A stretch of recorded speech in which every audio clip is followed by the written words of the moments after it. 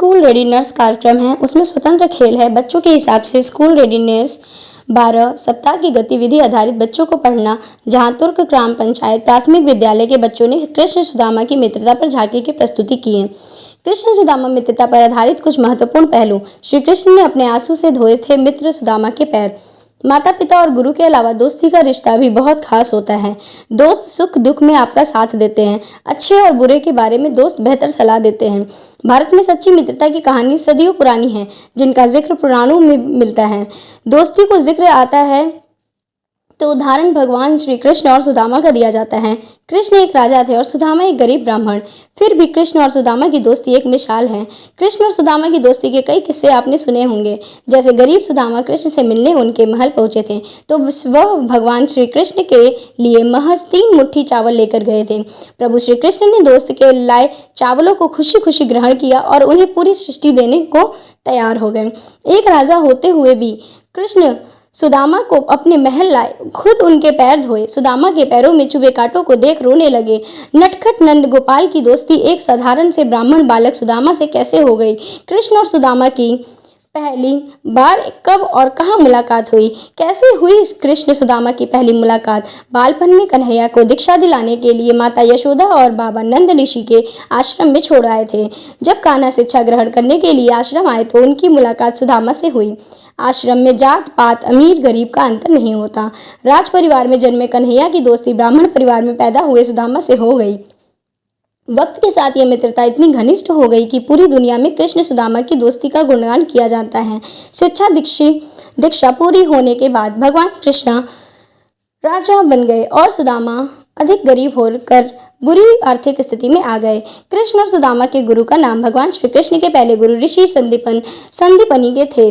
ऋषि संदीपनी का आश्रम मध्य प्रदेश के उज्जैन अवंतिका में था। श्री कृष्ण के साथ ही उनके बड़े भाई बलराम और सुदामा ने भी ऋषि संदीपनी के आश्रम में शिक्षा दीक्षा ली थी। आश्रम में श्री कृष्ण ने वेद और योग की शिक्षा के साथ 64 कलाओं की शिक्षा ली थी। ऋषि संदीपनी के आश्रम में ही सुदामा से कृष्ण जी की दोस्ती हुई थी। आश्रम में शिक्षा लेने के बाद श्री कृष्ण मथुरा आ गए और बाद में द्वारिका के राजा बनकर वहीं बस गए। सुदामा भी आश्रम से शिक्षा दीक्षा के बाद अपने ग्राम अस्तमावतीपुर, जो वर्तमान में पोरबंदर है, आ गए और भिक्षा मांगकर अपने परिवार का पालन पोषण करने लगे। कहा जाता है कि सुदामा एक दिन में सिर्फ 5 घरों से ही भिक्षा मांगते थे। अगर इन घरों से कुछ मिल जाता तो परिवार का पेट भर जाता, वरना भूखे ही सोना पड़ता। उनकी दरिद्रता बहुत अधिक बढ़ गई थी तो सुदामा की पत्नी सुशीला ने उन्हें द्वारका के राजा यानी सुदामा के मित्र श्री कृष्ण से मदद मांगने को कहा। पहले तो सुदामा ने मना करा, लेकिन बाद में पत्नी की बात मानकर वह द्वारका की ओर चल पड़े। सुदामा इस बात को लेकर चिंतित थे कि जब सालों बाद वह अपने बाल सखा से मिलेंगे तो कन्हैया को भेंट में देने के लिए उनके पास कुछ भी न होगा। सुदामा की पत्नी ने इस बात को समझते हुए पड़ोस के घर से कुछ मुट्ठी चावल मांग कर पोटली बनाकर सुदामा को दे दी। जब वह नंगे पग और तन ढकने के लिए फटी धोती पहन श्री कृष्ण के महल के सामने आए और द्वारपाल से कहा कि वह केशव के मित्र हैं, तो हर कोई उन पर हंसने लगे। लेकिन सुदामा ने द्वारपाल से श्री कृष्ण के समक्ष उनका संदेश ले जाने की विनती की। जब द्वारपाल महाराज कृष्ण के पास पहुंचा और सारी बात बताई तो भगवान एक पल में समझ गए कि उनके बचपन का मित्र उनसे मिलने आया है। बिना मुकुट लगाए नंगे पैर सुदामा से मिलने पहुंचे और उन्हें देखकर गले लगा लिया। 2 मित्र सालों बाद एक राजा और गरीब ब्राह्मण के रूप में एक दूसरे मिले, लेकिन उनके दिल में एक दूसरे के लिए असीम स्नेह था।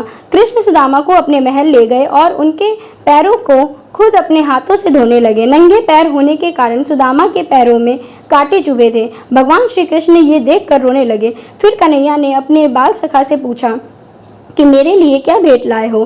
तो पहले सुदामा ने संकोच किया कि एक राजा को कुछ मिट्टी चावल किस मुंह से दें, लेकिन कृष्ण के हट करने पर उन्होंने चावल की पोटली कान्हा को पकड़ा दी।